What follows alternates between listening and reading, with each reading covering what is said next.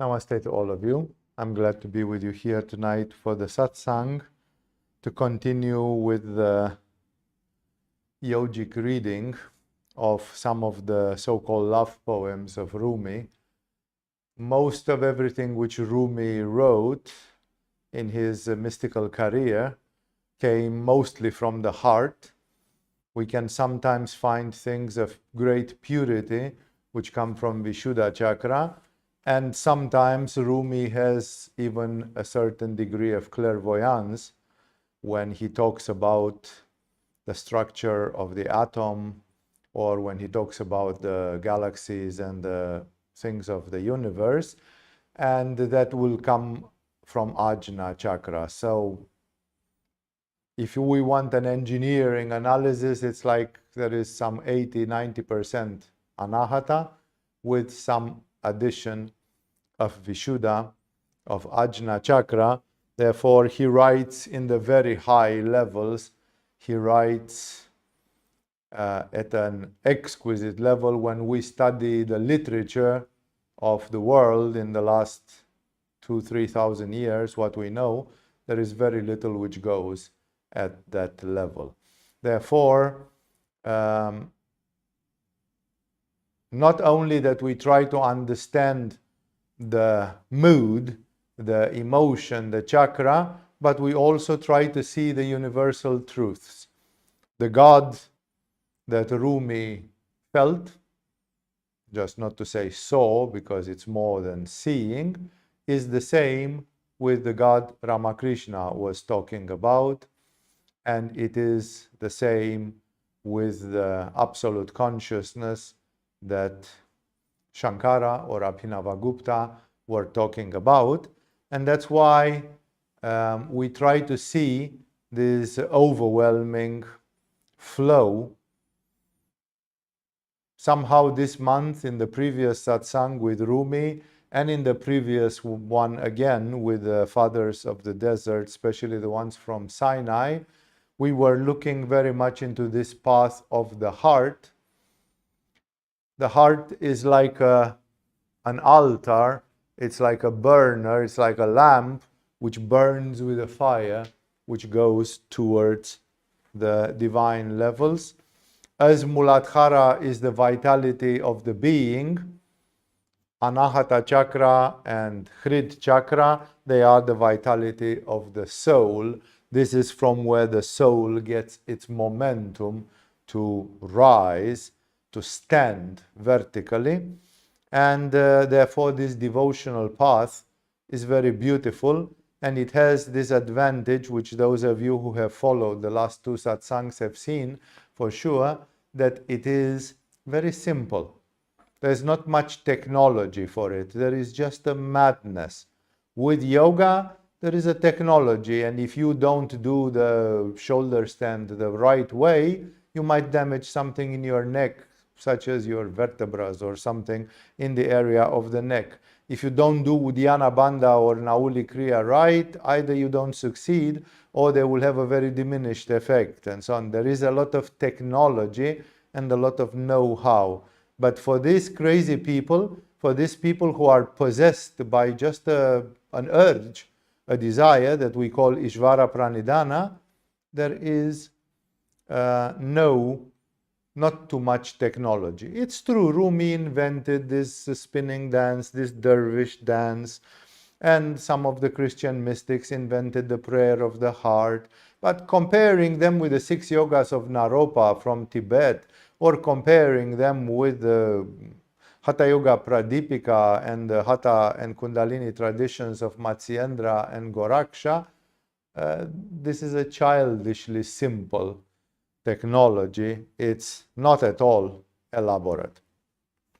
Once more, I don't want to spoil the poetic flavor, because trying to analyze the poetry, there is this beautiful scene in the good to watch movie for teachers. Those who want to be teachers, they should definitely see that movie once in their life, The Dead Poets Society, where this guy is put to analyze poetry, and he's reading from the handbook, and it's a guy called Pritchard or something who says that you should draw a line like this and a line like this, and if the poem is like this, then the surface is, and he says, rip that page off.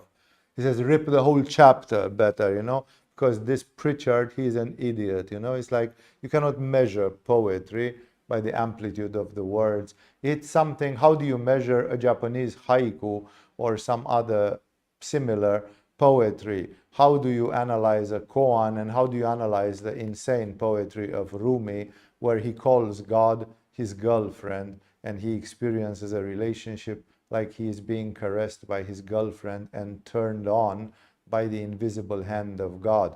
What is this? Some sort of erotomania? Is this some sort of, it's a mystical madness which has been all over, and that's why you can't explain them, but we can try to find out that in yoga, the same truths are governing, especially for the part of Bhakti Yoga. It's very clear. If you don't have this kind of madness, then you will have to use more technology.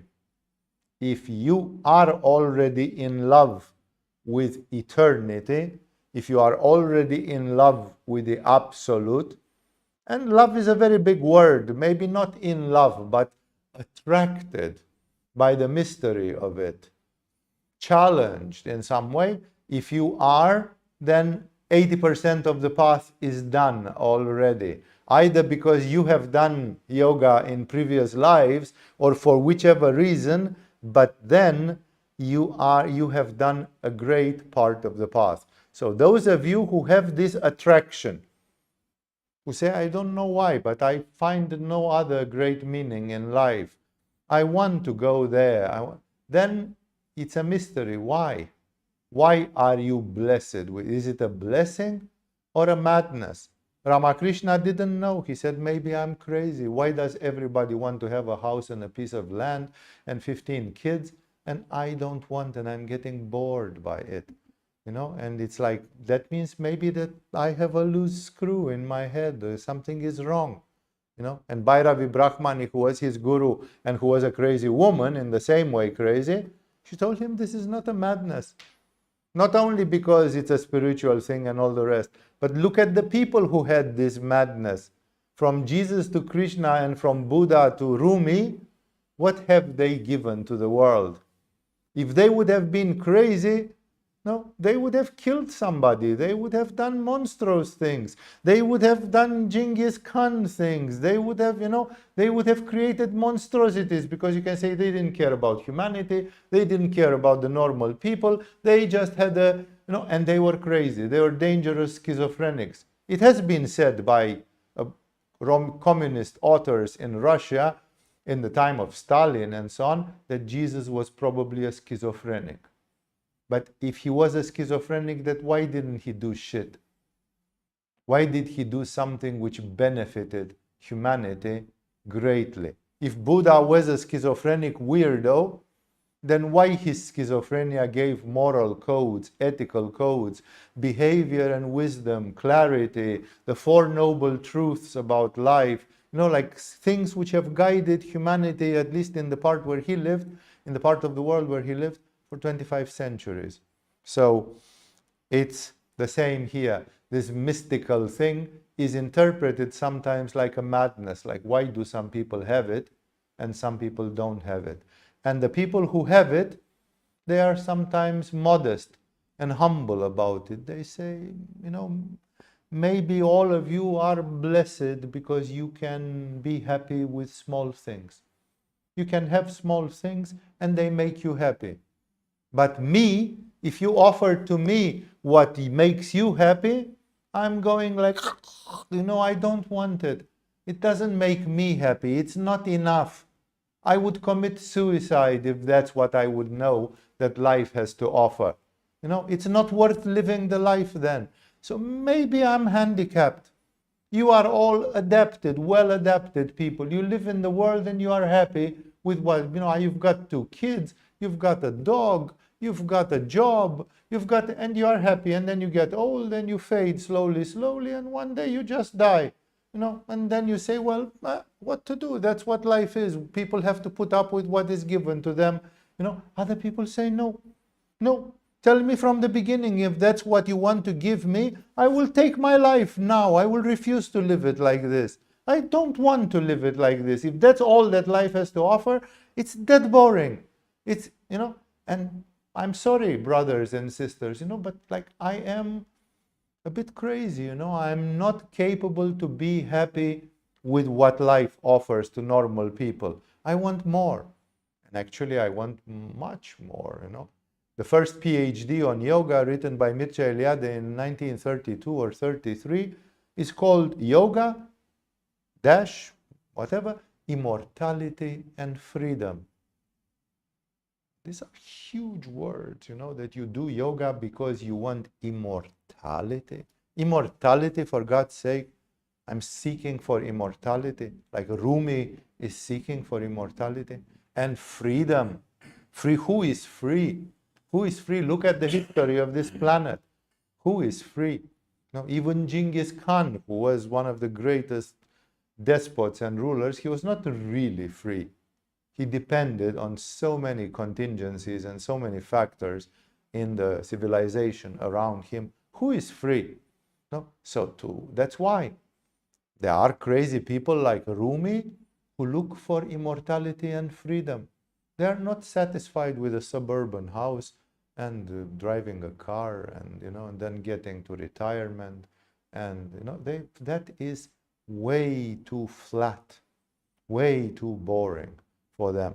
And thus, those who are blessed with this, again, it's debatable, and scientifically, exactly as we cannot demonstrate the existence of God, there's never been anybody who demonstrated the existence of God. Even Jesus, who apparently did things in the name of God, people around him, he said he's possessed by the demons, he does things with the devil. No, but okay, at least those people believed that there was a devil. But other people simply said he was schizophrenic, and there are people today who say he was like Mickey Mouse. He is an invention. Jesus didn't even exist physically. It's just a figment. Some people created a fake character and they called him Jesus and all that. No? So that's why I say, who demonstrated the existence of God? Why?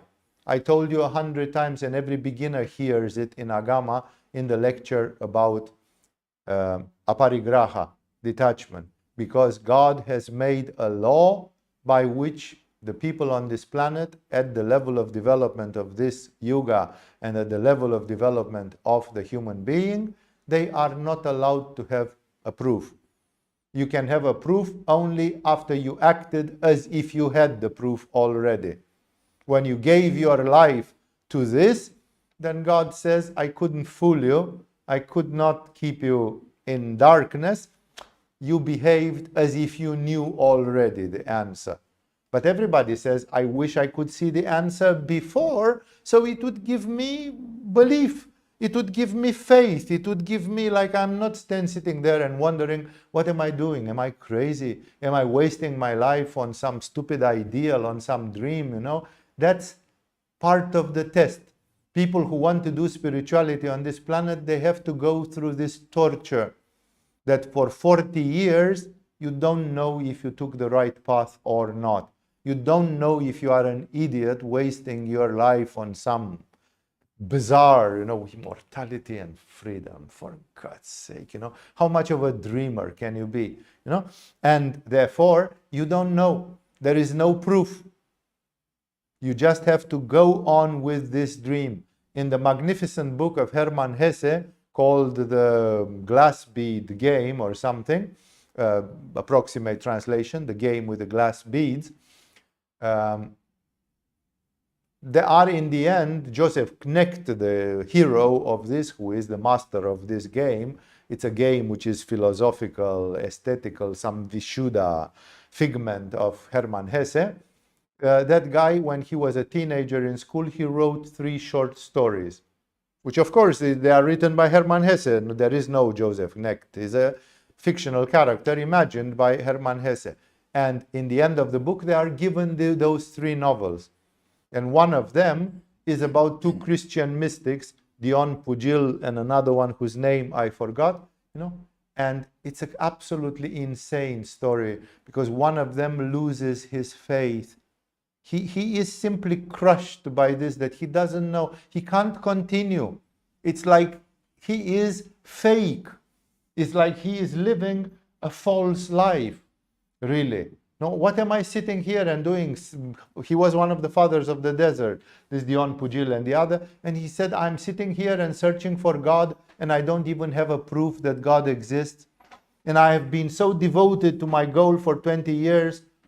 And now it's kind of enough is enough. I'm getting to be 40 years old, 45 years old. It's like, I can't take it anymore. And then he goes to the other, because there was another famous one. And he said, maybe that one will take me as his disciple.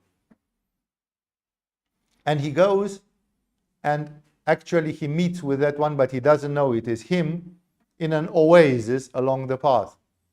And then he said, oh, and the guy says, I am Dion Pujil, and so on. And he says, I lost my faith completely. I came to be, maybe you take me to be your apprentice, to be your pupil, because it's... And Dion Pujil takes him, and they go back to the place of Dion, and there he lives for another 20 years. And full-on Christian asceticism, like you saw with the fathers of the desert. And then this Dion, who played the teacher, he is about to die. And he calls him to his deathbed, and he says, I have one confession to make you my son. Because now he is this disciple for years and years. He said, remember the night when we met? I was coming to you to become your disciple because I had lost my faith. And I was coming to you so that you can give me moral support. And then he said, unfortunately, you spoke first. And you told me, And then I realized, if I say the same to you, the devil has got both of us, the both of us.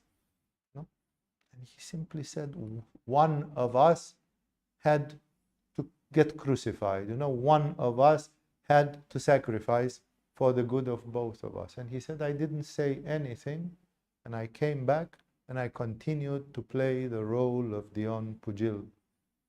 And now we are both saved, and I can die peacefully. This is an amazing story. Hermann Hesse is a spiritual genius. He understands the spiritual evolution. In so many other books, Siddhartha and Narcissus und Goldmund and others, he understands the nature of the quest. Although he was not a guru, but being a writer, he was a writer focused very much on spirituality and aesthetics and higher things and so on. So we are talking about this aspiration which should not be lost, and which sometimes for spiritual practitioners it raises doubts. It simply says, maybe I'm crazy, maybe it's not. The guru of Ramakrishna, who was a woman, the first guru of Ramakrishna, she told him, my son, blessed is the man or the woman who has this madness, because indeed it feels like a madness. Like, why can't you be happy like your uncles and cousins and other people, your classmates from high school? Why can't you be happy with what they have? Because they seem to be satisfied with this, sorry to say, subjectively for one like me, with this shitty life which people have to live all day long. For me, it's shitty. But for them, they say, look, my grandchildren came and visited me, like, whoa, hooray, I'm going to have a diarrhea of enthusiasm that your grandchildren came to visit you. Like, what the fuck is so great in the fact that your grandchildren came to visit you, I have 5 kittens in my house right now. It seems much more fun when I see the kittens, And so I'm like, what's the big deal? Perhaps I have no empathy. Perhaps I'm a sociopath or a nerd or something. But it's like, I can't enjoy what they enjoy. Much as I try to have an open mind, I'm not that kind of person. And the question is, I'm crazy, I'm handicapped. Maybe. That's why it's good for the spiritual people to be humble, to be modest. No, maybe you are, maybe those people are the normal. You are not, because you are sitting here with me instead of drinking margaritas on the beach, So it's like, what the fuck are you doing here with me? I don't know. But maybe those people are the normal ones and they are the salt of the earth. And I am a little bit of damaged goods, it's like I don't know why I can't be happy with the normal things of life, But so it's like a madness. But when you look at the statement of Jesus that the tree is known by its fruits, what did Rumi give to humanity? What did Augustine give to humanity? What did Ramakrishna give to humanity? What did Milarepa give to humanity? They gave amazing. What did Buddha give to humanity? Some of Confucius, Lao Tzu, you name them, the list is endless, and some great women among them, Teresa of Avila, and so many others, Laleshwari and Mirabai and others, just to not mention only a club exclusively made of men, and it's like, if it's a madness, then this is the one madness which is positive, which is favorable, which is benign, which is beneficial. Because by the fruits of this tree, it means that this income, maybe we're all incapable, maybe I'm incapable to adapt to the world. I should put my head down and carry a yoke on my neck like an ox and carry the life, But Jesus is telling me something else. Jesus says, take my yoke. He proposes another yoke, because he says, my yoke is light and good, Everybody in the world is carrying a yoke on their neck, and they are going around and having to be decent citizens, raise a family, do this, work, save money, build a house, and be decent also, be moral, ethical, and so on, And life is hard. Life is hard. Then some idiots do financial speculations, then there comes an inflation like it's happening now. Right now, people stand to lose 2/3 of their money, just like this. Like what money was worth a year ago, in 5 years it will be worth 1/3 of it. Money will, because they printed money like toilet paper, both in Europe and in America, and so on. So it's like, people who gather money and who say, I have to pay my income tax and they suffer. They suffer. It's a hard life. There's always challenges. You always have to fight hard to make the ends meet. There are a few people who are strong, like probably Elon Musk or Warren Buffett, will not care too much about inflation because they know how to deal with it. And they have so much money that even if you cut them in three, 1/3 of it will still be tons of money. But otherwise, so there are people who maybe are born with a good karma and somehow they don't seem to have too many problems. But for normal people, for most of the people, life is hard. And Jesus says, why don't you prefer my yoke?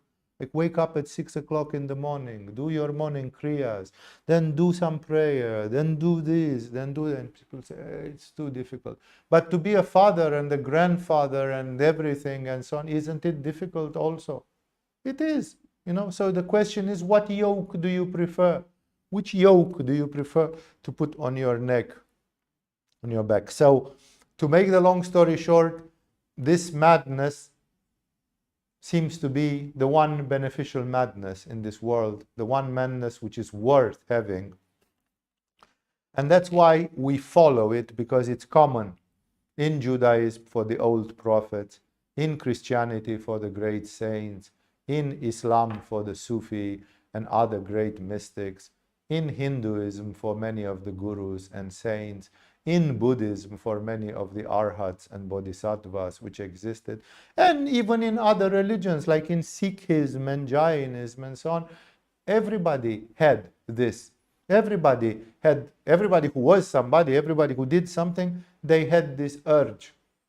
And it seems sometimes such a scary urge, so irrational, because it's like you are playing your life on a dice. You go to the roulette and you say, if I get 35 black, I win. And if not, tough luck. Then I wasted my life looking for something at the foot of the rainbow, and I never touched that rainbow because it keeps running away from me. So let's look more into the discoveries of Rumi as he seeks his soul and he looks at his life and as he tries to understand what is his relationship to the infinite. And what can we see from the standpoint of yoga? I will start from where I was left last time, hoping to somehow end these beautiful poems. It's a selection of about 20 poems, all in all. He says in the next poem, "In my hallucination, I saw my beloved's flower garden." I remind to you that when he speaks about a garden, that is the samsara, that is the world. So the flower garden, he sees the world as a flower garden. And he said in a poem before, many have died here searching and they did not find. But those who come as lovers, like when you come with anahata, then it's not so painful. You find something anyway. It's intuitively more easy. So, and he calls it a hallucination. Like I'm praying, doing Sufi, Allahu, Allahu, Allahu, Allahu, hyperventilating for 6 hours the whole night. And in the end, it's like I have a hallucination. These states, rising of Kundalini and whatever it is, they are like a hallucination. It's like I'm drunk. It's like I'm dreaming. And therefore, your reason goes even more. They say, of course, you have hyperventilated for 5 hours, and now you're having some funny perception. But maybe it's because of the hyperventilation, and you just distorted the functioning of your brain and of your senses. So it's not a proof. And he accepts freely. He says, in my hallucination, I was sitting there and hallucinating, spinning for 4 hours non-stop. I saw my beloved's flower garden. I saw the world with the eyes of God. I knew that it belongs to my beloved, and I knew it was a flower garden, not the grotesque samsara, not the scary, diabolic Maya, but my beloved's flower garden. In my vertigo, in my dizziness, because he is the father of this dervish dance, so it's obvious that he was doing things like this. In my vertigo, in my dizziness, in my drunken haze, whirling and dancing like a spinning wheel, I saw myself as the source of existence. This is fundamental. It's so discreetly guided there, and that's why the Muslims don't like the Sufi mysticism, because the Sufi mysticism dangerously comes close to monism, to non-duality. He says, I saw my beloved's flower garden, and I saw myself as the source of existence, like I am that, I am he. There were Sufis who literally said, Mansur stood up in the mosque in the Friday prayer and he said, I am Allah. They killed him on the spot. They killed one of the most precious mystics which they had, simply because he opened his big mouth. Then the other Sufi teachers saw it and they said, even if you see that you are one with God, don't talk, because the imbeciles don't know. Don't tell them what they don't deserve. It's for you. It's just a secret knowledge for you, which means that even in religion, there is an esoteric part. There is something which is not said to everybody. There are many esoteric things which the crowds would not tolerate. The crowds would be afraid of it. They would be scared of it. So it's a huge statement to say I danced and prayed and I was spinning and whirling and I saw myself as the source of existence. God is the source of existence. I saw myself. No, then people will say, then it means that this whirling and spinning is a very wrong method. Because look, this guy was spinning and then he started being a blasphemer. He started saying, I am the source of existence. Come on, man, go to the psychiatrist, You are not the source of existence. I was there in the beginning of time, in the beginning of creation, and I was the spirit of love. So there are three things which he brings together. I, God, creation, and the fourth of them is love. Through love, you can bring together I, God, and the creation of the universe. They are all one at one point. That's a high state of vision. Now I am sober. Sober is exactly the same word which you use when you went out of the drunkenness. Now I'm sober. Like I'm not spinning. I took some lunch and then I'm resting a little bit. So I'm sober. I'm not in that hallucination. I'm not in a state of samadhi. My kundalini is not rising. Now I'm sober. There is only the hangover.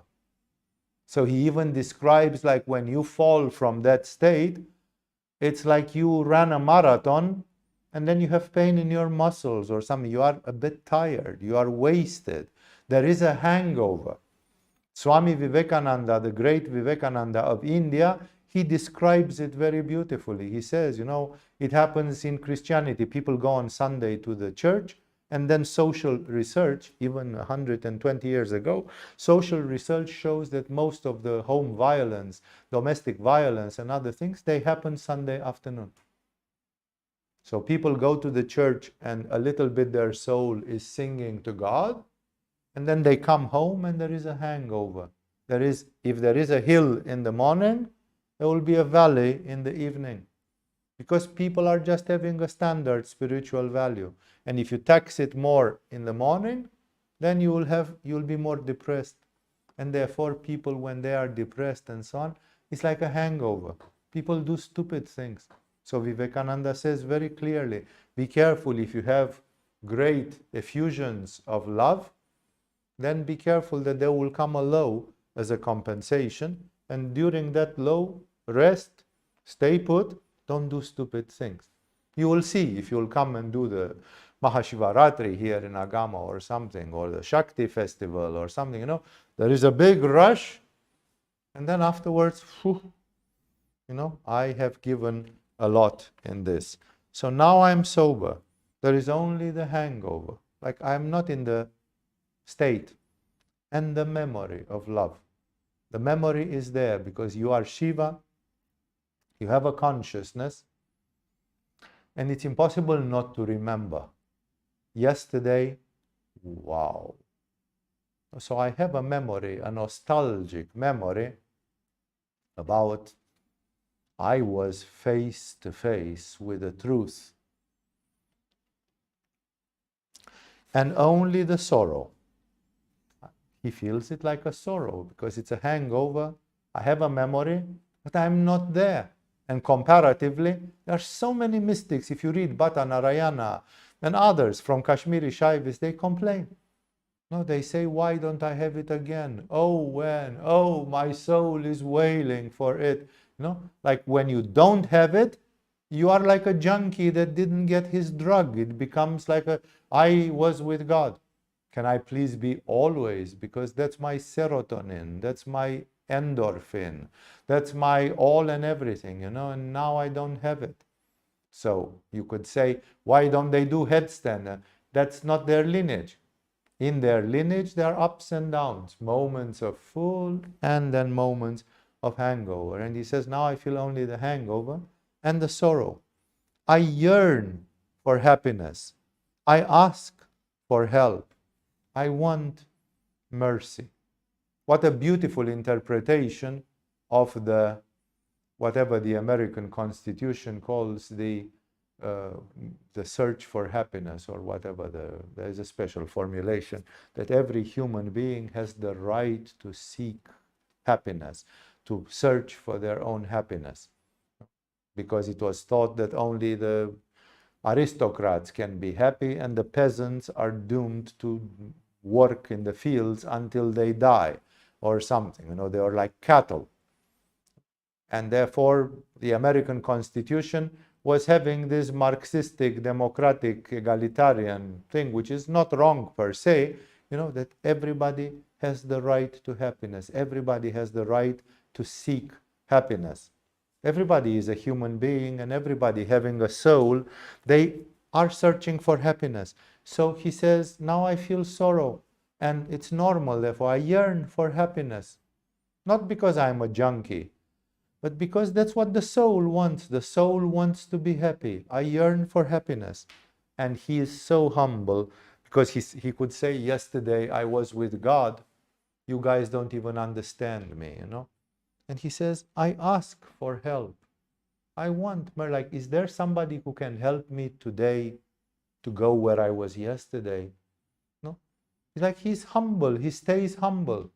He says, I yearn for happiness. I ask for help. I want mercy. No, like a beggar who says, mercy, mercy, sir. 1 rupee, 1 shekel, 1 whatever coin you have there. Give me $1, you know. I ask for mercy. I yearn. He is so wonderful in this way, totally coming from the heart, the right attitude, not an angry attitude, not a frustrated. He gives the perfect answer to it. And my love says, no, like, what has God got to say about the fact that I'm in such a ping pong? Yesterday, I saw myself as the source of creation, and now I'm in a hangover, and I yearn for happiness, and I ask for mercy and everything, for help. And my love says, look at me and hear me, because I'm here just for that.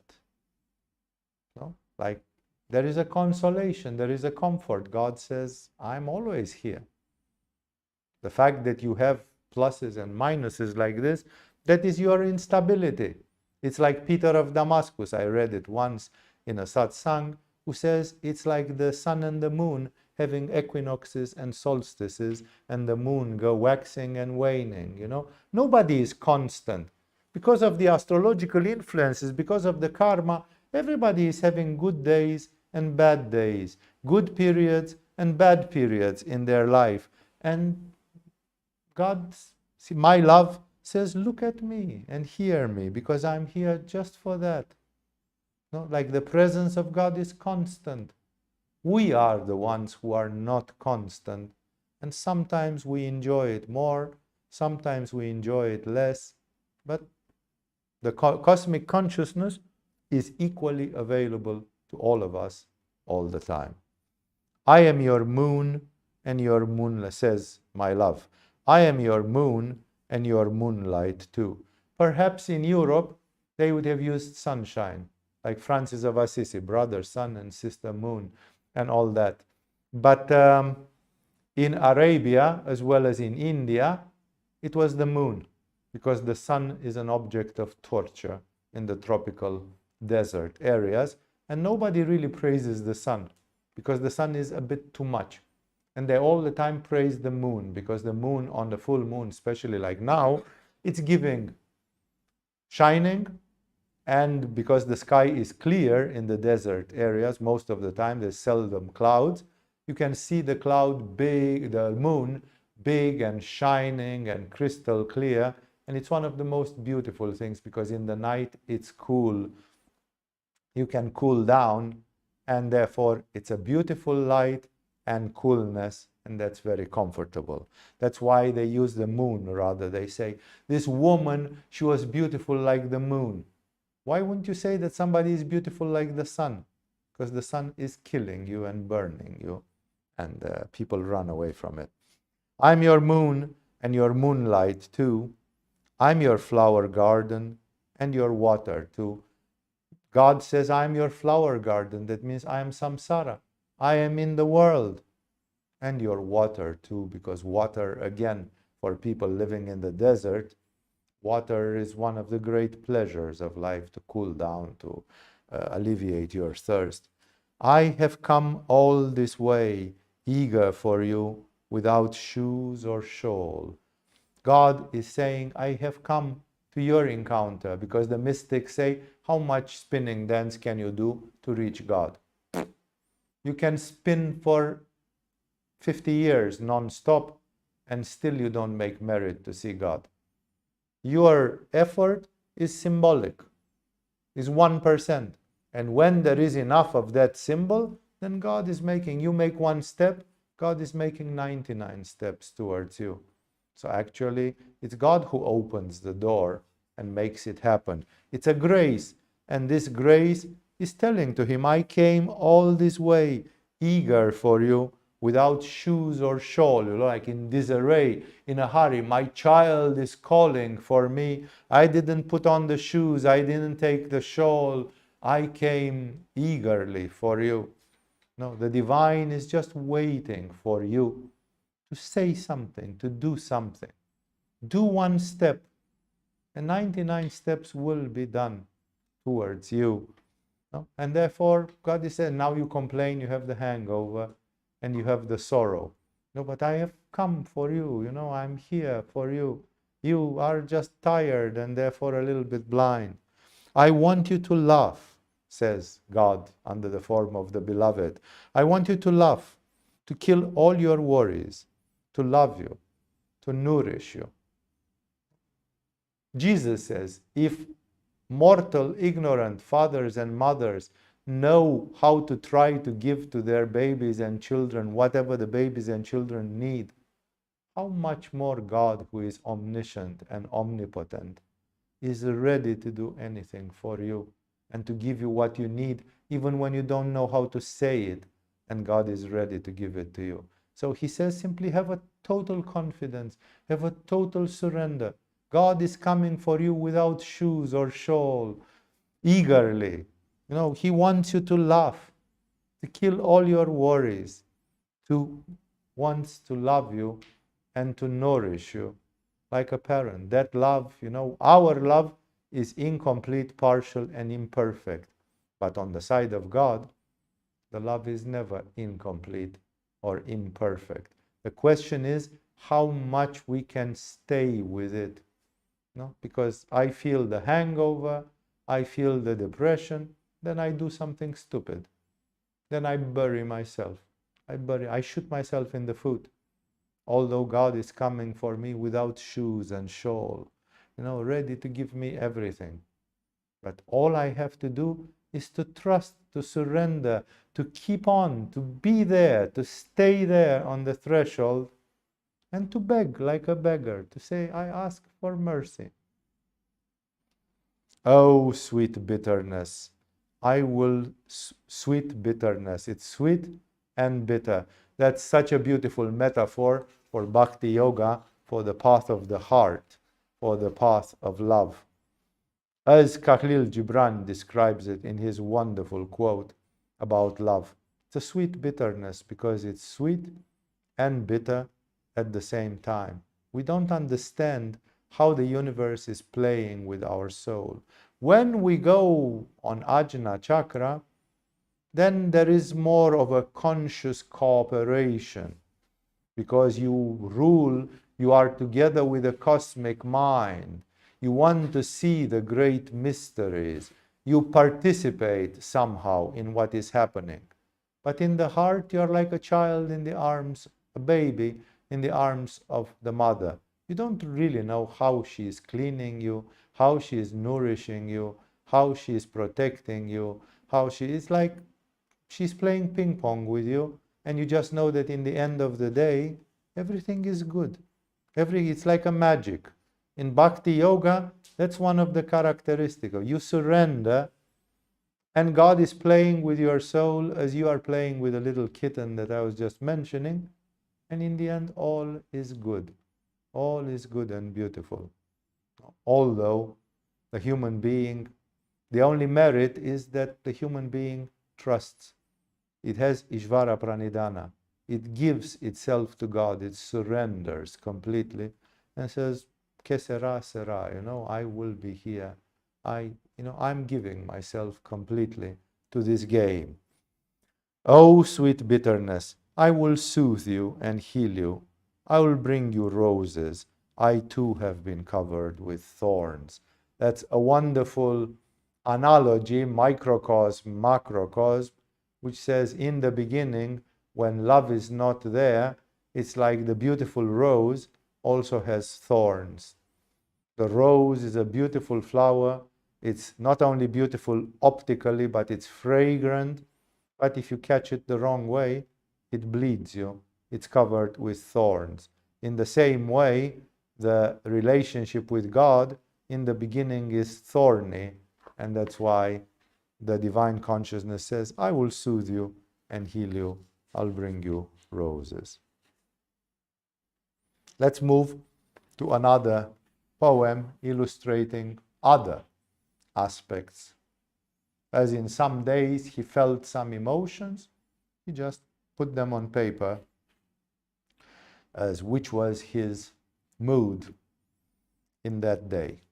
My heart is burning with love. Remember, he uses the word burning, which in the Arab mysticism, as well fathers of the desert and Jewish and so on, it fits because these people have an anahata mixed to a large extent with Manipura. In many of these religions, at least in Judaism and Islam, you see it very clearly. In Christianity, they toned it down, and much of the Christianity was displaced to European countries, where they somehow maybe mix it sometimes with Svadhisthana, Anahata Svadhisthana, but there in those parts of the world, in the Middle East, it's like a lot of fire is included in it. And that's one of their main problems, to discriminate between the passion, which is an egoistic, possessive thing. I want to possess God, I want to tango with God. It's a passion dance. And actually, God is expecting for the heart, because that's where the Jivatman is. That's where the real soul is. When it comes from the heart, that's the right combination. That's the right mystical drink. My heart is burning with love. All can see this flame. Which means, of course, when there are such mystics, you can see that those people are possessed, burned from inside by something. You might disagree with what they want to do, but they have their own path. My heart is pulsing with passion, like waves on an ocean. Beautiful metaphors, poetic.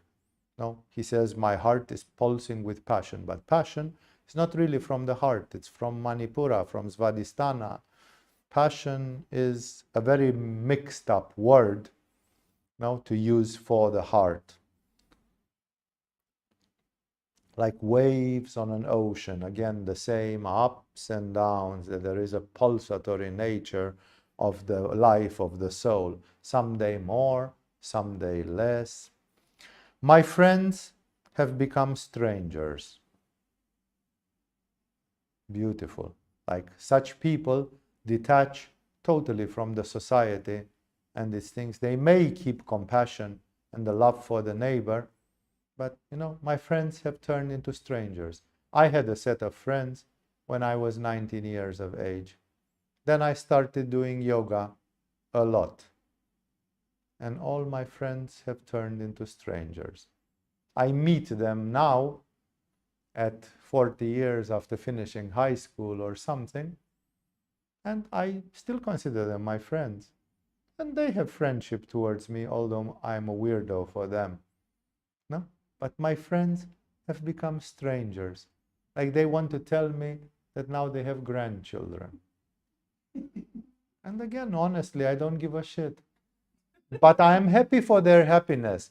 The fact that their eyes are sparkling and that they are smiling, I'm happy for them. I'm saying, look how people can be happy with such trinkets. They are happy because they have one child or two. As I told you, my cat has had 5 a month ago. It's like, and then if I let her go, she will have 5 in 2 months again. She will fill me up with kittens in 1 year alone. Where is the big glory of just procreating and procreating? And we complain about overpopulation. Soros and whoever, Rockefeller, they want to kill 7 billion people on this planet because we eat too much and we fart too much and we shit too much and we destroy the ozone layer of the planet, and it would be better if we were just 1 billion, they say, So it's like, is it a glory to just procreate like this? And again, they are so happy. And I can say I'm happy for your happiness, exactly as if your mother dies or something. I'm sorry for your loss. I'm not sorry for your mother because your mother is in a better place, but you don't know. And for you, it's a loss. Your ego suffers from that. And therefore, I'm sorry for your loss because you subjectively are experiencing sorrow. So he said, my friends have become strangers. Many people, when they come to yoga, this is one of the worst things, because they can't let go. They can't let go. They say, but then I will lose all my friends. What if God is asking this as a prize? What if God is telling you, if you love me, lose all your friends? And worse, he says, and I'm surrounded by enemies. No? Rumi, many people were trying to play, and with Milarepa and with Ramakrishna and so on. So many people were behaving like assholes with these people just because they are weirdos. No? Weird people. No? Francis of Assisi, they killed his disciple. They tortured him. He went to the Pope and he said, what the fuck is happening? All I'm trying to do is to be poor and to live by the word of Jesus. And the people feel offended by that and they torture us and they kill us. Am I doing something wrong? Did I misunderstood the words of Jesus? No, it's like, he's right. Rumi is right. Until today, it is not known that he had a friend, disciple, whatever, Shams al-Tabriz, and he disappeared mysteriously. And it is suspected that some of the jealous disciples of Rumi, they killed him because Rumi was loving him too much and spending too much time with him. In a spiritual circle? Are you kidding me? Yeah, well, I should tell you what's happening in Agama sometimes. In Romania, we have a proverb which says all the demons have run into the monastery. Because people who live in monasteries, like in ashrams in India, they are witnessing hell. The worst human things are coming up, like those people are under such a pressure, and the demons exert such a pressure that it's 10 times worse than outside. Outside, at least there are some assholes and so on, but also there are people who leave you alone and you can live your life and mind your own business and so on. In Islam, the first 7 followers of the Prophet Muhammad, they were all murdered. Ali and all these guys that you hear about, I'm not so good at the history of Islam, no? All of them were murdered. Like, what? Did you take the blood relatives of Muhammad and you are jealous that they were the next caliph or imam or whatever, and then you killed them? Like, put a knife in the back of Ali? Like, are you nuts? And those are supposed to be prophets of God, lineage. They were blood relatives of Muhammad himself. People are crazy. And in spirituality, some of these things amplify terribly. All those of you who have been part of the 2018 events in Agama and others, you have seen it with your own eyes. It's like the devil is dancing, it's like, it's incredible.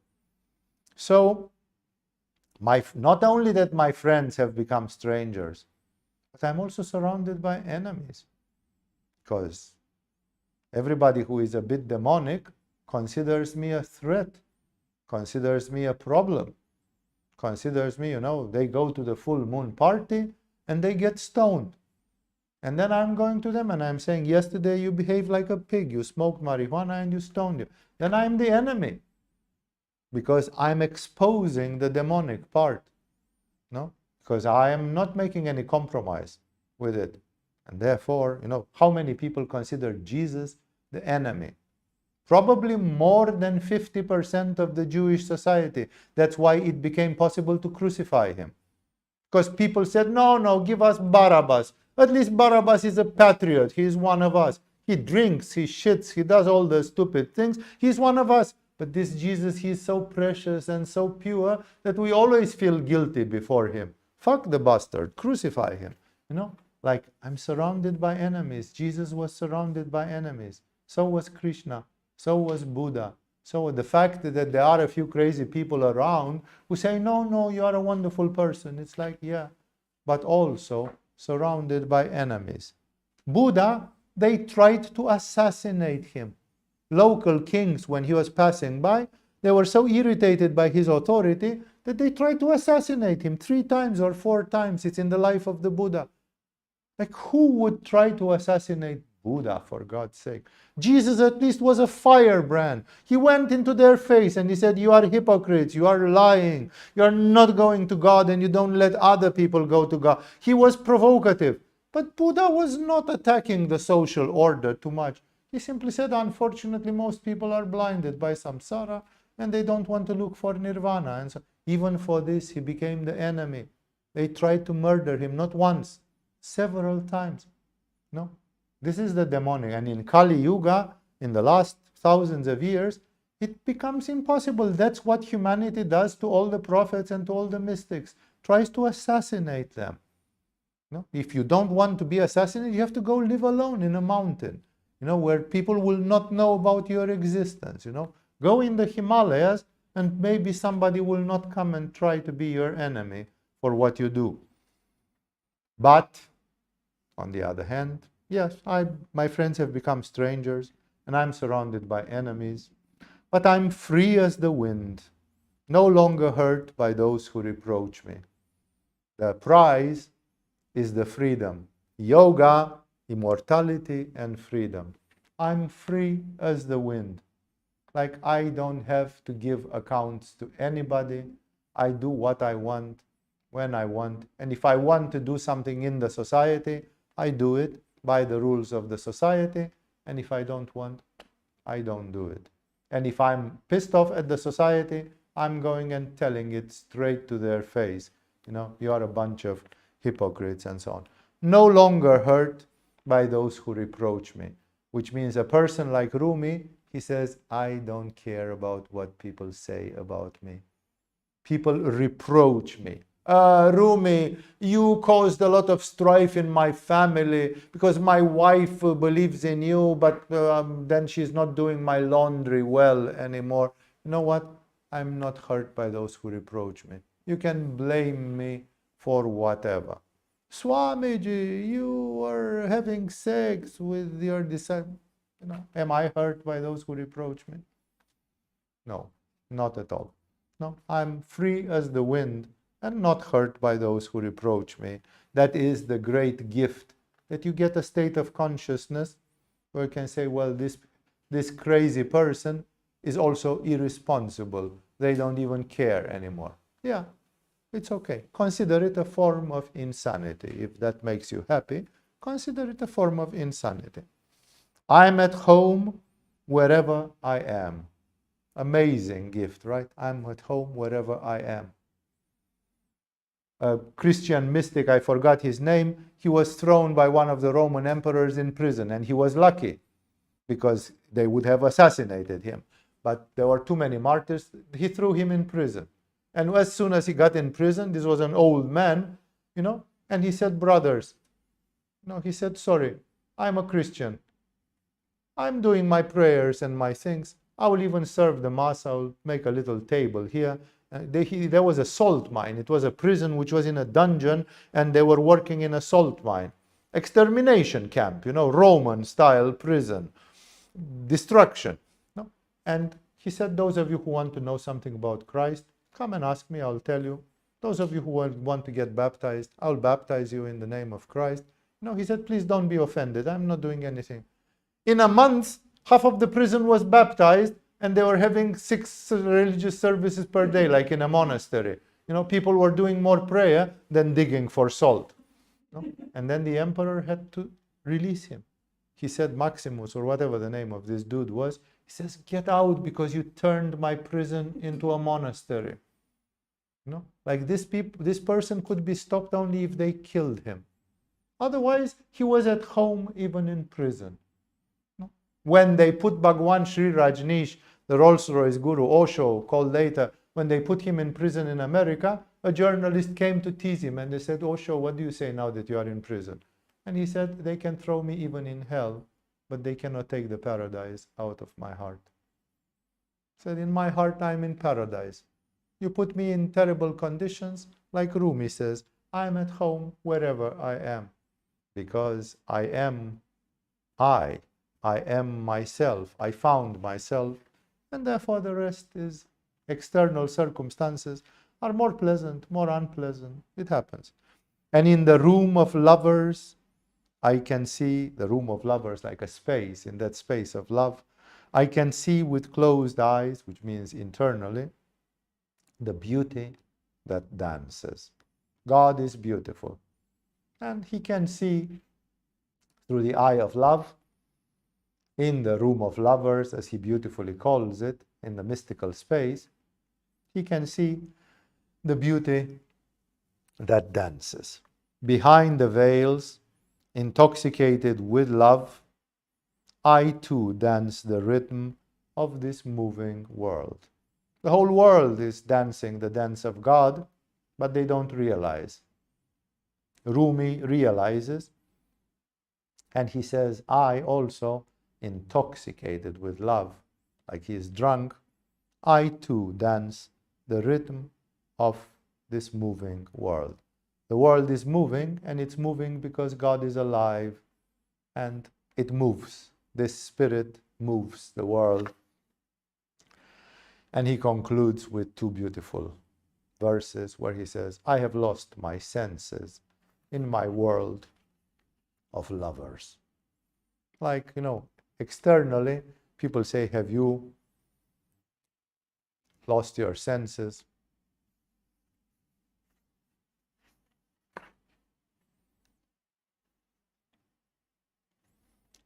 The next one is exactly about this fire of love. He talks about this dichotomy that his love has something torturing. This desire which comes from Manipura is giving pain. Only the pure love from Anahata does not. And he said, my heart is on fire. In my madness, I roam the desert. Like, it's exactly like you are possessed. It's exactly like you are in the language of Ayurveda. It's like you have too much vata, dosha. I roam the desert. I'm like all over the place, because I am in a trance. I'm possessed. I'm looking for something. The flames of my passion, flames, he uses the fire element a lot, devour the wind and the sky, because this is how the fire goes. When there is a big fire, it seems to devour the sky and the wind. My cries of longing, my wails of sorrow are tormenting my soul, because that is the doom of the bhakti yogis. It's never enough. Oh God, when will you give me more? When will you show yourself to me? And if you have shown yourself for 5 minutes, when will you show yourself to me for 25 minutes? And if you showed yourself to me for 25 minutes, when will you show yourself to me for 1 day and 1 night non-stop? And all that. No? So it's basically always wailings, cries of sorrow. When you read the story of mysticism, of bhakti mysticism, from different religions, you find out that this is typical. Because you can say, why don't they do some pranayama? To keep their heart chakra open, open, open, open, sublime, sublime, sublime, more, more, more, more. That works for the yogis. That is one of the privileges of yoga. One of the huge privileges of yoga, which many people who do yoga don't realize, that you have a technology, a mystical technology, to keep the fire alive.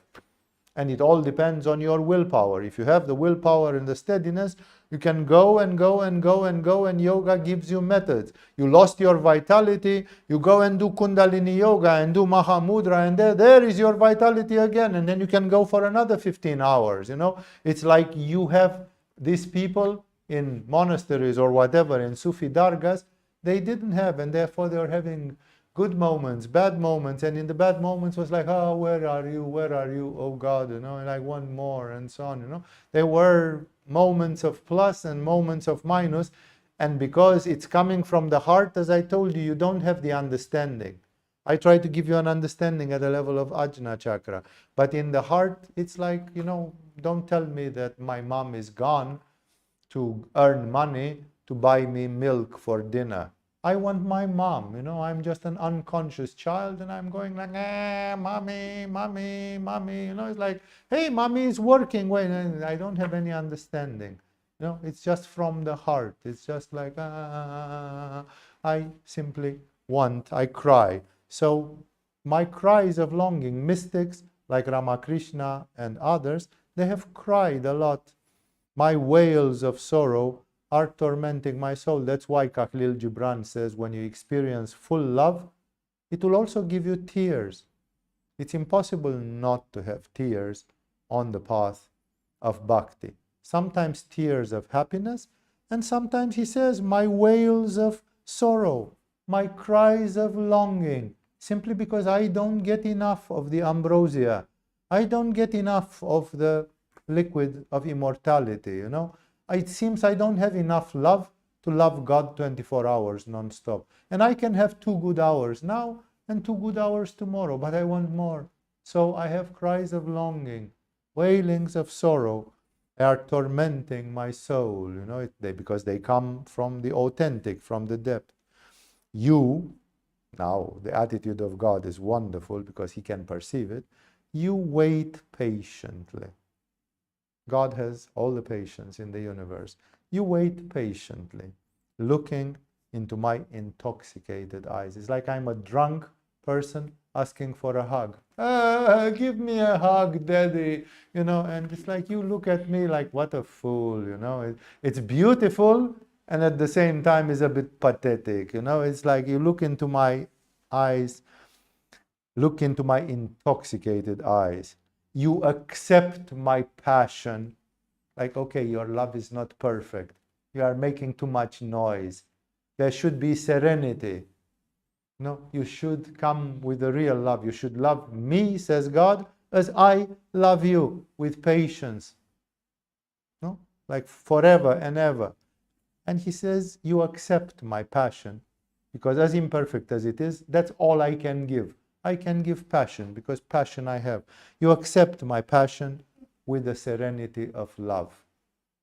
Love is characterized by serenity, not by passion. Please understand this. When you want to evaluate yourself, if you feel aspiration and you have serenity, that's the real cocktail. It's the real combination. If you have aspiration and you are crying and wailing and you are intoxicated and it's passion, God will accept it because he knows that you can't give better than that. But it's an acceptance. It's like, okay, I can put up even with this. If a child is giving you a shitty gift, you smile and compassionately pat it on the head, because you know that the intention was burned up in your heart by the beauty of the intention. So God is happy if your intention was good. And he says, you accept my passion with the serenity of love. I'm passionate and God is serene. What a difference. I'm passionate, like, now give it to me. And God is serene. I've got all eternity. There is no past, present, and future. There's no hurry. There's just the serenity of love. And he concludes beautifully by saying, you are the master of existence. Like, it's not my love which matters. It's your patient and serene love. You wait patiently. You accept with the serenity of love. He accepts. He knows you are right, not me. And he says, you are the master of existence. One day, I shall be a lover like you. That's fantastic, you know, to learn to love like God. Okay, now I'm just human, but bless me, sanctify me, rise me at the level of Shambhala, rise me at the level of enlightenment, and one day I promise to try to be a lover like you. One day I shall be a lover like you. Like, I will also learn to love with serenity. You pray today to Rumi or to Swami Shivananda. They look at you with serenity because they have been transformed. They are maybe when they were disciples, they had passion and they were intoxicated. Now they have learned the side of God, and they can give you the serenity of love and All you can do is say, you are the master of existence. One day I shall be a lover like you. It's an amazing promise. I all hope that one day you will become lovers like the master of existence. One poem where he speaks from the voice of God. He says, I am your lover. Come to my side. I will open the gate to your love. Like, you love somebody and they don't love you back. Then it's very disappointing, love. But look, God is promising. God is saying, come, I will open the gate to your love. Rumi promises from God, if you come, I'm your lover. Come to my side and I will open the... But you say, what if I go to God and then I discover God doesn't love me? Very naive, very mistrustful. No, you have to surrender. Ishvara, come to my side. I'm your lover. I will open the gate to your love. Come settle with me. Let us be neighbors to the stars.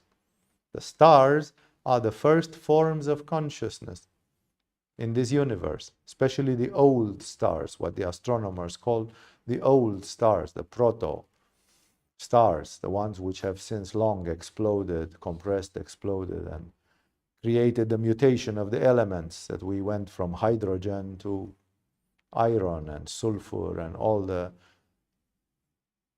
elements from the universe. And let us be neighbors to the stars is a wonderful intuition of the fact that the stars are the devas. They are the consciousness of the devas and perhaps of the greater devas, of the deities, and they are the fundamental existences, the causal world. They are the background of creation. And a solar system like ours is just the product of one of these stars, which is relatively a young star. Our sun is considered to be one of the new stars, one of the younger stars. And in this solar system, there is a cradle for life. And here we are. He says, settle with me, let us be neighbors with the stars. It's inviting the human beings to a much greater level of existence, Drop your human life and become like the stars. Have the consciousness of the stars. You have been hiding so long, aimlessly drifting in the sea of my love. The universe is the sea of love of God. Either you see it or not. You say a tsunami came and killed 250,000 people. That's the sea of love of God. There is a Holocaust and God loves everybody. How? It's not possible to understand with the human calculations and machinations, with the human mind. How is it possible? Who did God love? The Germans or the Jews or the Russians in the Second World War? Funnily, God loved everybody. But it's not possible to see it with the mind, because you say then God would have favored one of them or the other. Then why did they die with tens of millions and so on? No, it's not about that. Whoever tries to understand the cosmic consciousness by human standards will fail, because the cosmic consciousness has an entirely different values. Even Jesus says to Peter, you think like men think, but God thinks in a different way. According to Peter, Jesus should not have gone to Jerusalem, and then he would not have been crucified. But Jesus tells him, but God thinks in a different way, so I have to be crucified. No? Humans put other things there. So he says, you have been hiding so long, aimlessly drifting in the sea of my love. Aimlessly drifting. What do the yogis do? They are not drifting aimlessly. They are doing 100 Uddiyana bandhas per day, and therefore they swim, because they want to get somewhere. They want to get here. There is not aimless anymore. It has a direction. But people who just drift, oh, I've got a dog and a car and this and that and a family and this, aimlessly drifting. You do that for thousands of lifetimes. So he said, you've been hiding so long. Like when you have these lives without Ishvara Pranidhana, without aspiration, you are aimlessly drifting. And it lasts so long.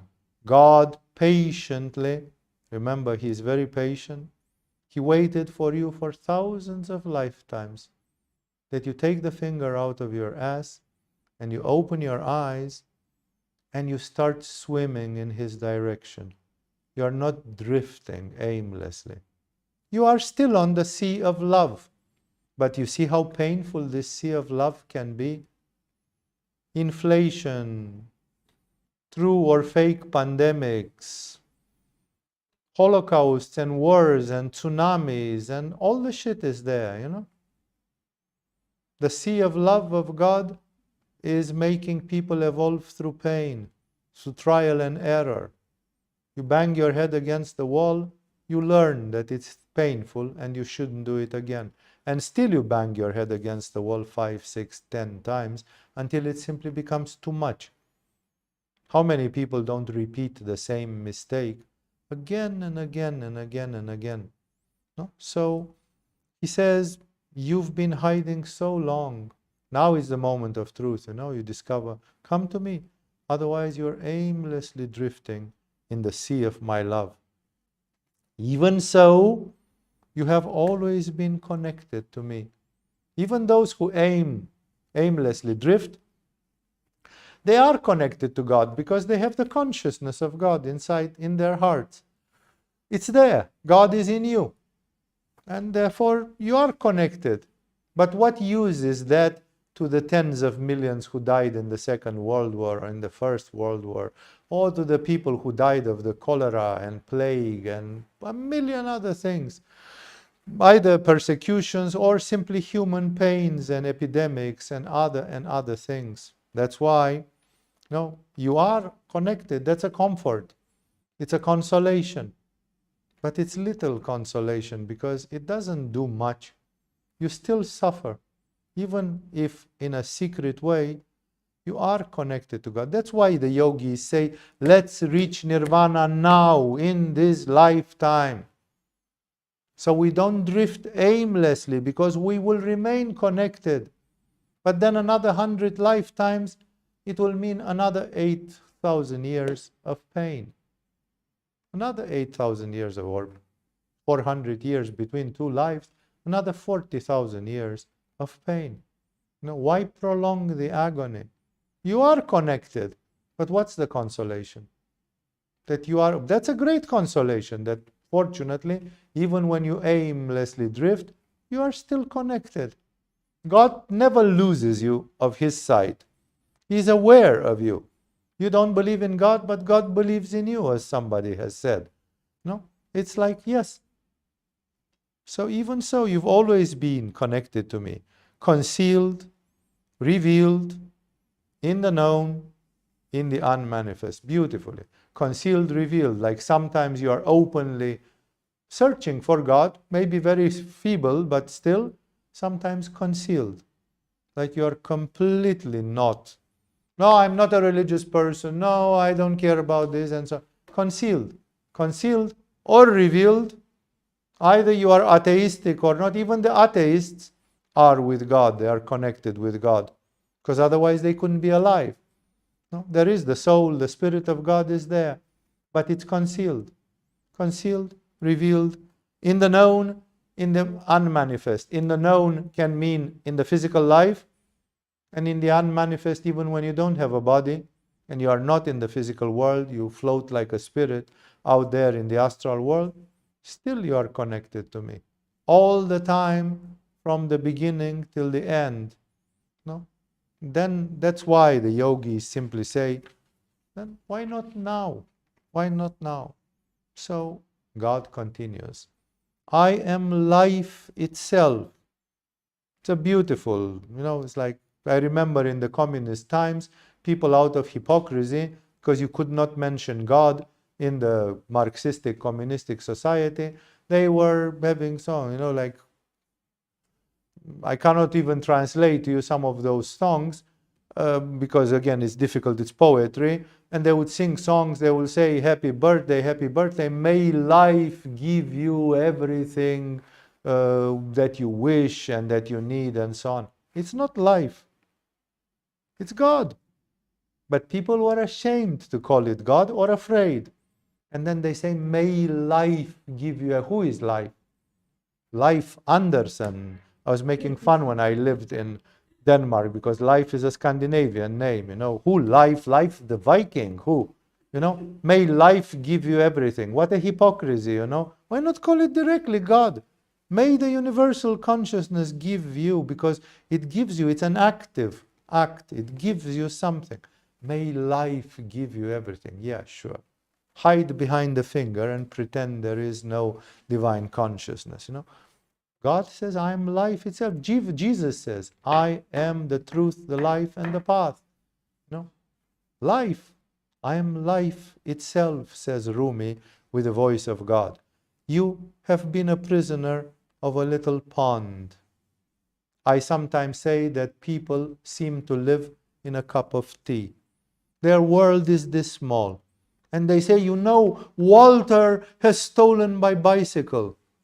Yeah, and meanwhile, Putin is killing 10,000 people per day or whatever, What the fuck does your bicycle matter? If you live in a cup of tea, the fact that a neighbor pissed on your fence is such an offense and such a, but your life is so small. There are, and you know that every day 30,000 children die of starvation, most of them in Africa. 30,000. They complained that 3,000 people died in the Twin Towers. But 3,000 was a tenth of what died in the same day out of hunger. And we all, me too, don't think that I'm such a holy person. I'm going to the mall when I'm in Bucharest, and I'm going and watching a movie. And I'm taking myself a Pepsi or whatever, 30,000 children have died in that day. I should be red in my face and roll on the floor with tears. But unfortunately, I cannot acutely feel those 30,000 children who died horribly. And because of this, I lie to myself and I live a fake life. Yes, Jesus said you should love your neighbor as you love yourself. If I would love the children from Africa as I love myself, I wouldn't be able to be happy. I would be in tears every day, because today, that's data from the Oxfam and the others from the United Nations. Today, it is considered that up till 30,000 children died today, and another 30,000 will die tomorrow. And every single day of this year, 30,000, make the calculation how many millions die in 1 year of hunger. Horrible death, painful death. No? Do we do something? We pretend it doesn't exist. Then 10 people died in Ukraine. It's such a crime against humanity. What about the 30,000 who died of hunger? The human hypocrisy is something insane, You have been a prisoner of a little pond. There is a philosophical poem, one of the greatest poets, if not the greatest poet in Romania, who is, a god. A deity is talking to a little girl who is having a love affair with some boy. And he says, living in your little narrow circle, he describes their life like you guys live in a little narrow circle. No? That's what your life is. You're not concerned about what's happening in this galaxy or in this, It's all hypocrisy. Even on our planet, people die. And, they screamed about the war in Ukraine. Now, if you go wherever, to Berlin, to London, to Bucharest, to whatever, people are going to the mall. They are having parties. Just a few 100 kilometers away, people are being invaded and killed. It's like, what? People still have wedding parties. People still have, how much do we really care? No, that's why he is right. You have been a prisoner of a little pond. Our lives are just a narrow little circle. We care that our neighbor, this morning he looked so weirdly at me, I think he hates me. That's your life, that some neighbor has looked in a weird way at you and he dislikes you. Take a plane ticket and go to Argentina. Go in the middle of the Pampas and be alone there. Don't care about anybody. You know, you care that the neighbors are gossiping about me. They can kiss my ass. I can take a boat and sail on the Pacific Ocean for months at this, not seeing anybody, not caring, Your life, you've been a prisoner of a little pond. And says God, I am the ocean on the other hand. What's a pond compared to the ocean? The ocean is everything, is the totality, no? So God says, I'm life itself. You've been a prisoner of a little pond. I am the ocean and its turbulent flood. Yeah, the ocean is turbulent. A pond is not. But an ocean can have storms and amazing things. So the ocean is a much bigger level. Now, Jesus, when he got crucified, that was the turbulent flood. That was a big, major event which left marks in the history of this planet for 2,000 years, So you live in a little pond, but I'm offering a bigger life. I'm calling you to a bigger life. I am the ocean and its turbulent flood. Come merge with me. God actively tells you through the mouth of Rumi, come merge with me. Merge, become one. Leave this world of ignorance. That's the invitation. It's very clear. You want to live in a cup of tea? You want to be the prisoner of a little pond? Or you want to think big, as people think big, but really think big? Because people who say think big, they usually refer to business, to enterprise, to things like this. It's better to think big in that way than to live in a cup of tea. But you can think even bigger. I'm the ocean and its turbulent flood. Come, let us be neighbors with the stars. Come, merge with me. Leave this world of ignorance. Here, he is purely Vedantic, He says people live in Maya. It's a world of ignorance. Ignorance is the cause. And he uses the dangerous word, merge. Come merge with me. When you merge, you become one and the same, which is very monistic and very dangerous. And he concludes by saying, be with me. I will open the gate to your love. It's a promise. Like, don't think you will love me and I will not love you back and you will get cheated. I am not the one to cheat people. I'm not the one to kind of disappoint people's expectations. Come, be with me. I will open the gate to your love. It's not an illusion. It's not a dream. Dare. The only thing which you have to do is to dare. Real poetic mood. Poem.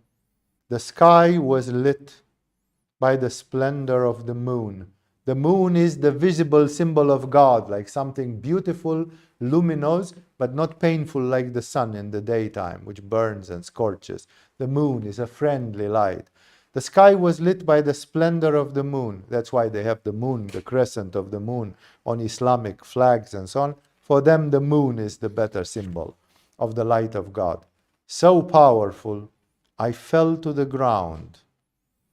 The sky was lit by the splendor of the moon, so powerful, I fell to the ground.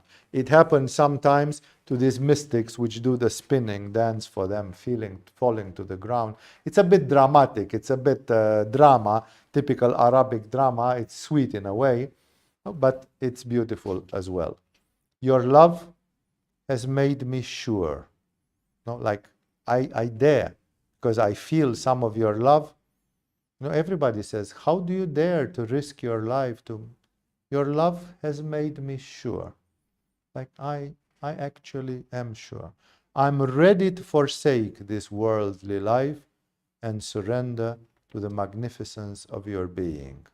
This is purely Ishvara Pranidhana, because Ishvara Pranidhana means surrendering to God, giving oneself to God. He says exactly that. I'm ready to forsake this worldly life, like I will not have a worldly life, and surrender to the magnificence of your being. Is it enough? For the mystics, it's more than enough. But you have to see what your heart tells.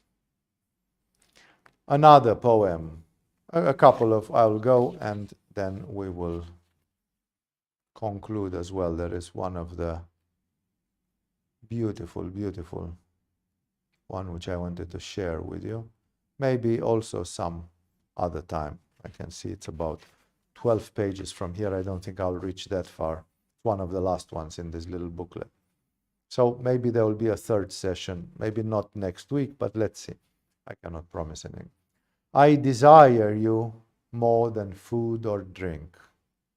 So many mystics have fasted, have refrained from drinking water even for long times.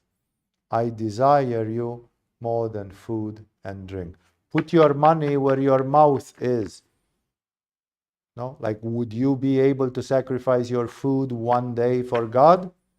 If you love God more than food, then yes.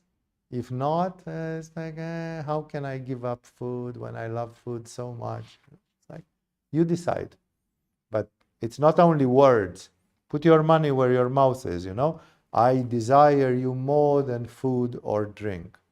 My body, my senses, my mind hunger for your taste. Although we do not experience God with our senses and with our body and mind, nevertheless there is an echo in the body and in the mind, in the koshas, in the 5 bodies. There is an echo of the states of samadhi, and therefore even the body and the senses, they feel something. Your body will, your brain will produce serotonin, endorphins, DMT, God knows what, and even physically, you will be like, oh, I've been blessed. You know, it's a state of good being. So that's why he is right. Although the state of spirituality is not in the body, he simply says, my body, my senses, my mind hunger for your taste. Are you comfortable? If not, take a chair. Don't be ashamed. I can sense your presence in my heart, although you belong to all the world. Again, the paradox. Now, this is the end of jealousy. I love you, and I don't want you to love anybody else, and I don't want anybody else to love you. Can you do that with God? Everybody loves God, and it's the same God. And he says, I can sense your presence in my heart. I love you, although you belong to all the world. Willy-nilly, you have to share God with the whole universe. Can you be jealous that you and Rumi have loved the same God, and maybe the bastard loved him more than you do, and maybe God loved him more than he loves you? That's jealousy. It shows the absurdity of jealousy, that in a perfect love, there cannot exist jealousy. Jealousy is just the sign of an imperfect love. A perfect love is like, I feel you in my heart, but you belong to all the world. The same. I love a woman, but she belongs to all the world. If that woman is a saint, a mystic, if that woman is a super beautiful woman, if that woman is whatever, a genius, a writer, or something, she belongs to all the world. I love her, and so does the rest of the world. No, it's like, to be jealous is absurd. It's not part of love. It's part of the passion and of the desire in Svadhisthana, in Manipura. It's not part of Anahata. I can sense your presence in my heart, although you belong to all the world. I wait with silent passion for one gesture, one glance from you. I can see it sometimes with my dogs, you know. They are there and I ignore them most of the day. And when I come and give them a little attention, just touch them, they are so happy. They are so grateful. No? Exactly like those dogs await for a gesture of kindness from me, exactly in the same way, Rumi is like the puppy of God. You know, he says, I wait with silent passion, he doesn't call it love, passion, for one gesture, one glance from you. So much humbleness, you know, it's like, I don't want to take all your time. You belong to all the world. I wait for just one glance, one gesture from you. It would be enough. You are giving me enough because you are giving me everything through that. Love cannot be shared in an egoistic way. Perhaps the last for tonight. Let's see how the energy feels. A lover asked his beloved, do you love yourself more than you love me? Now, who of them is God is difficult to say, the one who asks or the one who is asked. But usually the human being doesn't know, and they want to have an answer from God, who is omniscient. And therefore, a lover asked his beloved, the beloved was God. And a devotee asked of God, do you love yourself more than you love me? Does God love himself more than he loves you? That's the nature of love. Yeah, it's about the nature of love. It's again showing the absurdity of people who try to measure love. The beloved replied, I have died to myself and I live for you. Just like a parent who says, I'm dead, I live for my child. That's why this love, which some parents have for their children, is sometimes very pure, especially the maternal love, which is so organic that the woman gives milk from her own body. She gives her energy. She gives everything, you know. It's almost to death. She loves that child organically almost to death. You know? And the beloved God replied, I have died to myself and I live for you. So much love, yeah? I have disappeared from myself and my attributes. I'm present only for you. Because God, in his pure nature, he is detached. The Kashmiri Shaiva say that Shiva can turn away from the manifestation and look the other way, being completely detached. Like, yeah, I'm playing the game of manifesting the universe, but I can also turn away from it. You know, it's like, it's not that I'm bound by it. I have the freedom still. Therefore, in the Vedantic way, Purusha is transcendental. It's out of this world, unmanifested, you know. And God says, I have disappeared from myself and my attributes. There are no attributes in Purusha. I'm present only for you.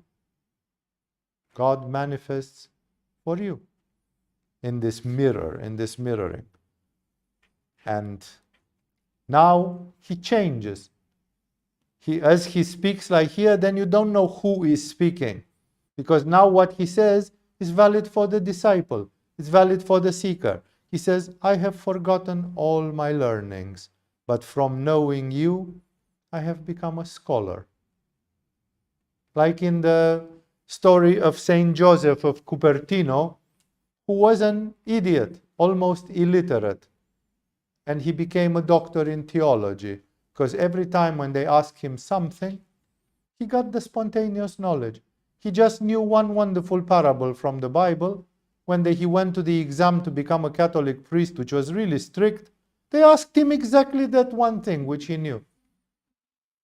And the bishop said, this young man is brilliant. No? And he was a cowherd in his monastery. He was tending to the animals in the stables. He was dirty of cow caca all day long and stinking and working really hard work. And when he was praying, he was levitating in mid-air. He was lifted literally in mid-air by the power of his prayer. So intense his prayer was.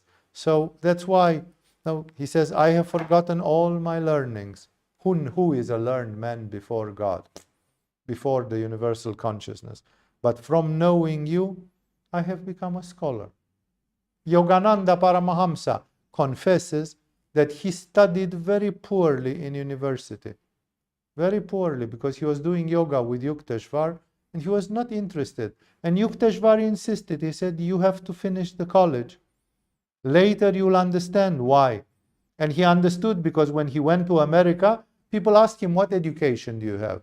And he said, well, I am a graduate of the Calcutta College. And people say, okay, you are having a college degree, we can listen to you. Like, people were snobbish. And Yukteswar could see it. He said, you go to the West, you need some good education to have a good vocabulary, to have a good general culture. And Yogananda says, I studied very poorly. And the little which I studied, when I was going to pass the exams, the teachers were asking me exactly those little things which I had studied in the previous day. And he said, honestly, I'm not prepared to be a college graduate. But by a miracle from my guru and from God, I somehow managed to graduate the college. And then for the people in America, it didn't matter. They didn't know the story. And they said, oh, yeah, okay, there is this man, he's well educated, he's articulated, he has a good language, and so on. No? So I have forgotten all my learnings, but from knowing you, I have become a scholar. So many learned people went to monasteries and to theology, and then they were brilliant. They gave up everything, engineering, whatever they had studied before, but they became a scholar from the knowledge of God. I have lost all my strength, but from your power, I am able. Try to meditate on this. I've lost, like religious people, they don't rely on strength. I am strong like Napoleon or something like. I'm not strong. And yet they have done acts of heroism. Think about Mother Teresa, a little girl who was waking up at 5 o'clock every morning to cook for hundreds of people. And, and she was persecuted and misunderstood and mistrusted and so on. That little woman worked until she was 80 something and so on. How strong she was. And I've lost all my strength, but from your power, I'm able. I'm somehow sustained miraculously by this faith, by this love, by this surrender. And then there's one of the strophes, the last of this poem, which I love to repeat sometimes. It's one of the outstanding ones. He says, if I love myself, I love you. If I love you, I love myself. This is exactly what the guru of Swami Lakshman, Swami Ram, in Kashmiri Shaivism said. He said, if you truly would love yourself, it's okay. Because you love Shiva, you love God, which you see inside you. Augustine, one of the Catholic saints from the early Christianity, he said it in an amazing way. Amazing. And when you look at it, you will see he was right. He said, if you truly, because he says at some point, love God and do what you want. And people say, how? What do you mean, do what you want? No? Because he said that love, if it's authentic, it won't let you do anything wrong. And then he explains. Because he received objections to it. And he explains. And he said, if you would truly love yourself, you would want to give yourself the greatest gift. If you loved yourself, it would be nothing wrong with pampering yourself. Oh, I love myself. What's the greatest gift? The greatest gift is immortality. Because if you die, everything was a big bummer. You lost. So it's like, what's the greatest gift? The greatest gift is immortality. So if you truly love yourself, why don't you fucking want to save yourself? Save yourself to prove that you love yourself. But isn't that selfish? Yeah, it's okay, be selfish that way. Be selfish and save yourself, please. Give yourself the gift of immortality. No?